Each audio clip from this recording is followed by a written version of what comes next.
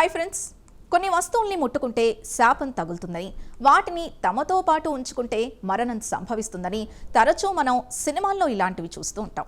అయితే నిజ జీవితంలో కూడా ఒక వజ్రం విషయంలో అలాంటి భయంకరమైన సంఘటనలు జరిగాయి. ఆ వజ్రం ఎవరి చేతికి వెళ్తే వారి జీవితాలు సర్వనాశనం అయిపోయాయి. అక్షరాల 2500 కోట్ల రూపాయల విలువైన హోప్ డైమండ్ చరిత్రది.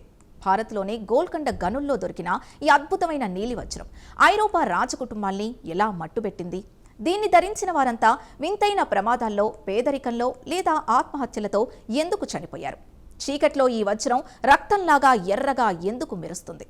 ఈ గ్రిప్పింగ్ ఇన్వెస్టిగేషన్ ఫీచర్లో ప్రపంచంలోనే అత్యంత ప్రమాదకరమైన శపించబడిన వజ్రం మిస్టరీని ఛేదిద్దాం. ఈ వజ్రం చరిత్ర 17వ శతాబ్దంలో నాటి గోల్కొండ రాజ్య పరిధిలోని కృష్ణానది తీర ప్రాంత గనుల్లో మొదలైంది. అప్పట్లో గోల్కొండ కోట ఈ వజ్రాల వ్యాపారానికి ప్రపంచ కేంద్రంగా ఉండేది. అందుకే వీటిని గోల్కొండ వజ్రాలు అని పిలుస్తారు. ఈ హోప్ డైమండ్ చుట్టూ ఒక కథ ప్రాచుర్యంలో ఉంది. ఇది ఒకప్పుడు సీతాదేవి విగ్రహానికి కన్నుగా ఉండేదని, దాన్ని దొంగిలించినందుకే ఆ శాపం మొదలైందని అంటారు. అయితే చరిత్రకారుల ప్రకారం ఇది కేవలం ఒక కల్పిత కథ మాత్రమే. ఈ వజ్రం విలువను పెంచడానికి, దీనికి ఒక మిస్టరీని జోడించడానికి ఆనాడు వ్యాపారులు సృష్టించిన కథే ఇది. 1666లో ఈ వజ్రాన్ని కొని ఫ్రాన్స్ రాజుకు అమ్మిన వ్యాపారి టావెనియర్ ఆ తర్వాత రష్యా ప్రయాణంలో వింతగా మరణించాడని ప్రచారంలో ఉంది. కొందరైతే ఆయన అడవి కుక్కల దాడిలో చనిపోయారని, అది వజ్రం శాపమేనని నమ్ముతారు. కానీ చరిత్రకారుల ప్రకారం ఆయన వృద్ధాప్యంతోనే కన్నుమూశారు. ఏదేమైనా ఆ వజ్రం చేతులు మారినప్పుడల్లా ఇలాంటి భయంకరమైన కథలు పుడుతూనే ఉన్నాయి.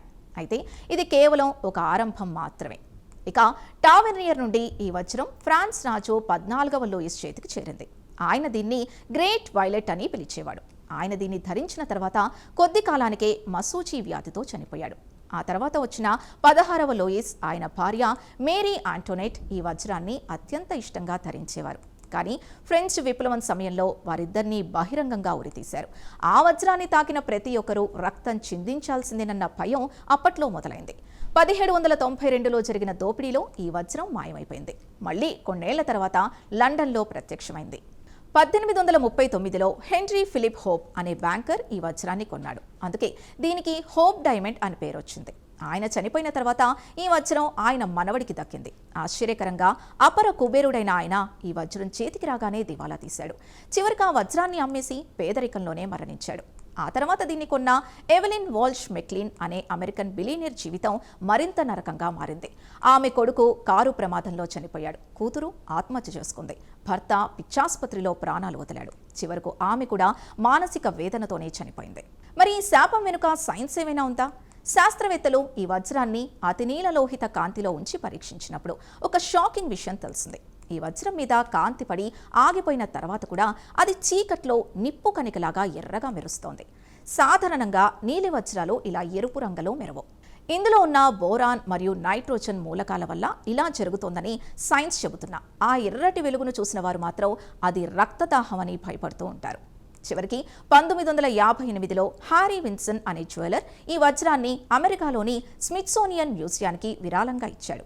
ఆశ్చర్యకరమైన విషయం ఏంటంటే, అంత విలువైన వజ్రాన్ని మ్యూజియానికి పంపేటప్పుడు ఆయన ఇన్సూరెన్స్ కూడా తీసుకోకుండా కేవలం ఒక సాధారణ పోస్టు ద్వారా పంపించాడు. అప్పటి నుండి ఈ వజ్రం ఒక గాజు పెట్టెలో బందీగా ఉంది. ఇప్పుడు దీన్ని ఎవరూ ధరించడం లేదు కాబట్టి ఎవరికి ఏమీ కావడం లేదు. కొన్నిసార్లు అందం వెనుక అంతులేని మృత్యువు దాగుంటుందని హోప్ డైమండ్ ఒక సందేశాన్ని ఇస్తోంది. అది భారతదేశం మట్టిలో పుట్టి ప్రపంచాన్ని వణికించిన ఒక మృత్యు వజ్రం. చూశారు కదా ఫ్రెండ్స్, హోప్ డైమండ్ శాపం మీకెలా అనిపించింది? ఆ 2500 కోట్ల వజ్రం మీకు ఉచితంగా ఇస్తే మీరు ధరిస్తారా?